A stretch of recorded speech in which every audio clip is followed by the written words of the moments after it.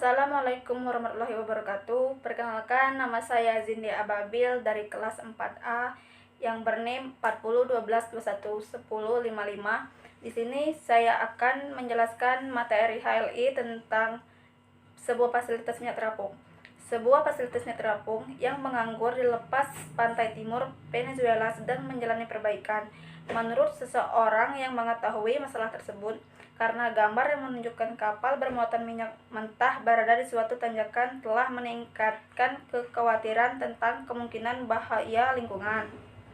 Fasilitas penyimpanan dan pembongkaran terapung atau FSO Nabarima dioperasikan oleh perusahaan patungan Petrosucre antara perusahaan minyak negara Venezuela, Petróleos de Venezuela, dan Eni dari Italia.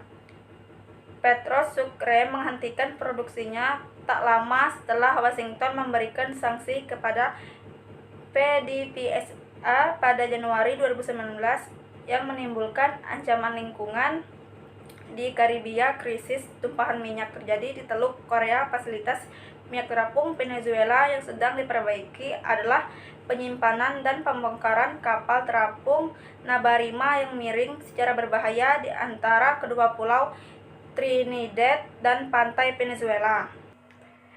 Selanjutnya, dampak dari tumpahan minyak menghitamkan pantai-pantai di negara bagian Carabobo di sepanjang garis pantai barat Venezuela. Tumpahan tersebut pertama kali terdeteksi pada Selasa. Sebagian besar pantai Puerto Cabello terkena dampaknya, mengacu pada pelabuhan terbesar di negara itu, 210 km atau 130 mil sebelah barat ibu kota Caracas. Raksasa minyak negara PDVSA belum mengatasi tumpahan tersebut, bahkan ketika LSM seperti Caribe Sur Foundation mengatakan bahwa tumpahan berasal dari sebuah laguna limbah dekat kilang El Palito, salah satu kilang terpenting di Venezuela. Sebagian besar pantai Puerto Cabello dampaknya, kata Flores, satwa laut juga mungkin terkena dampaknya. Tim dari PDVSA, relawan dan nelayan semuanya terlihat melakukan pembersihan.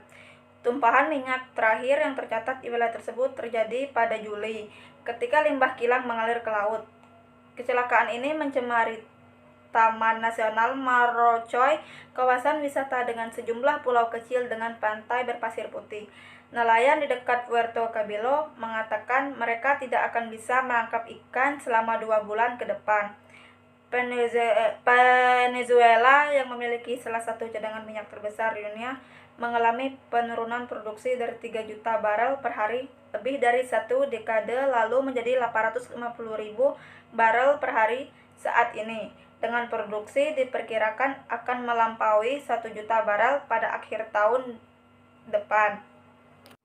Selanjutnya, dampak tersebut sampai ke pemerintah Brazil. Pemerintah Brazil mengklaim bahwa tumpahan minyak mentah yang telah menodai pantai mereka kemungkinan besar dari Venezuela. Pihak berwenang telah menyelidiki insiden itu selama lebih dari sebulan terakhir. Tumpahan minyak telah menyebar ke lebih dari 132 pantai di 9 negara bagian. Tumpahan minyak yang mencemari lebih dari 132 pantai di bagian timur laut adalah tindakan kriminal. Membersihkan residunya dari lautan dapat memakan waktu 10-20 tahun, kata mantan Menteri Lingkungan Hidup Brazil Marina Silva. Ini adalah peringatan bahwa kita perlu memperkuat institusi pemantau lingkungan di negara ini. Dalam sidang Kongres pada Rabu, Menteri Lingkungan Hidup Brazil Ricardo Salles menuturkan penelitian oleh perusahaan minyak negara Petrobras telah menyimpulkan bahwa kemungkinan besar minyak itu berasal dari Venezuela. Kerusakan pada pipa bawah laut milik perusahaan minyak negara PDVSA telah menyembur selama setidaknya 10 hari sebelum disegel adalah penyebabnya. Kejadian itu meninggalkan tumpahan minyak yang mengapung di daerah penangkapan ikan, melapisi jaring, dan mengotori mesin perahu sebelum terdampar ke pantai dari negara bagian Falcon, Venezuela Barat. Konvensi apa saja yang dilanggar dalam kasus kapal minyak Venezuela yang hampir tenggelam? Beberapa konvensi internasional yang mungkin dilanggar termasuk yang pertama, Konvensi MARPOL atau International Convention for the Prevention of Pollution from Ships. Konvensi MARPOL bertujuan untuk mencegah polusi laut akibat tumpahan minyak dari limbah dari kapal. Jika kapal minyak tersebut benar-benar tenggelam dan menyebabkan tumpahan minyak ke perairan, hal ini dapat melanggar ketentuan Konvensi MARPOL. Yang kedua, Konvensi SOLAS.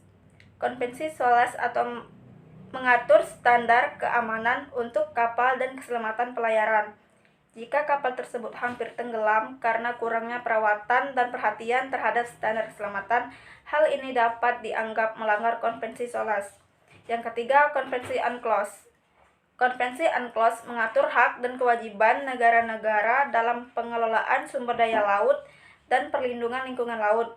Potensi tumpahan minyak di kapal yang hampir tenggelam dapat melanggar ketentuan Konvensi UNCLOS terkait perlindungan lingkungan laut.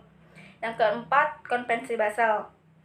Jika kapal tersebut mengangkut limbah berbahaya atau berpotensi merusak lingkungan, pelanggaran terhadap Konvensi Basel juga dapat terjadi. Berikutnya, bagaimana penyelesaian sengketanya? Penyelesaian sengketa terkait kapal minyak Venezuela yang hampir tenggelam melibatkan berbagai pihak, termasuk pemerintahan Venezuela, perusahaan minyak negara PDVSA, organisasi lingkungan, dan masyarakat internasional. Berikut beberapa langkah yang dapat diambil untuk menyelesaikan sengketa dalam kasus ini. Yang pertama, evaluasi kondisi kapal. Langkah pertama adalah melakukan evaluasi menyeluruh terhadap kondisi kapal untuk menentukan tingkat kerusakan dan risiko tenggelam. Hal ini penting untuk memahami sejauh mana kapal tersebut dapat diperbaiki dan apakah ada potensi tumpahan minyak yang perlu diantisipasi. Yang kedua, koordinasi dengan pihak terkait. Pemerintah Venezuela atau PDVSA dan organisasi lingkungan perlu bekerja sama dalam menangani situasi kapal minyak tersebut. Koordinasi yang baik antara berbagai pihak dapat membantu dalam mengambil langkah-langkah yang efektif untuk mengatasi masalah. Ketiga, pengelolaan risiko lingkungan. Langkah-langkah preventif dan responsif perlu diambil untuk mengelola risiko tumpahan minyak ke lingkungan. Ini termasuk penempatan peralatan penanganan tumpahan minyak, perencanaan evakuasi jika diperlukan, dan pemantauan terus-menerus terhadap kondisi kapal. Yang keempat, komunikasi publik. Informasi yang jelas dan transparan perlu disampaikan kepada masyarakat tentang situasi kapal minyak tersebut. Langkah-langkah yang diambil untuk menangani masalah dan potensi dampak lingkungan yang mungkin terjadi. Komunikasi yang efektif dapat membantu mengurangi kekhawatiran dan ketidakpastian. Yang kelima, evaluasi hukum. Pemerintah Venezuela perlu mempertimbangkan aspek hukum terkait tanggung jawab atas kejadian ini, termasuk kemungkinan pelanggaran terhadap konvensi internasional dan hukum lingkungan. Langkah hukum yang tepat perlu diambil untuk menyelesaikan sengketa secara adil dan sesuai dengan hukum yang berlaku. Penyelesaian sengketa terkait kapal minyak Venezuela yang hampir tenggelam memerlukan kerjasama antara berbagai pihak dan upaya bersama untuk melindungi lingkungan dan masyarakat dari potensi dampak negatif yang ditimbulkan. Sekian materi dari saya akhiri. Wassalamualaikum warahmatullahi wabarakatuh.